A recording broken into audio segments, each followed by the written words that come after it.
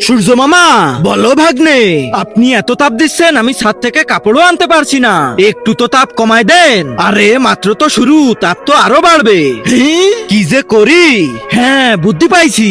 আরে কোথায় যাচ্ছে? এই যে এই দেখো পানি, এবার দেখো আমি কি করি। চল দেখা তুই কি করতে পারিস। এবার আর পা জ্বালা করছে না, এখন নিশ্চিন্তে কাপড় উঠাতে পারবো। এই তো যেখানে যেখানে পা দেবো সেখানে সেখানে পানি দিয়ে দি। সূর্য মামার তাপ দিয়ে কিছুই করতে পারবে না। জলদি জলদি সব কাপড়গুলো উঠিয়ে নি। এবার ঘরে ফিরে যাই। হ্যাঁ, পানি শেষ হয়ে গেল, এবার কি করব? এবার তো তোর পা জ্বলে পড়ে যাবে। পানিও শুকায় গেছে। সূর্য মামা একটু তো তাপ কমায় দেন, আপনার সাথে তো আমার শত্রুতা নেই। এসব কথা গাছ কাটার আগে মনে থাকে না?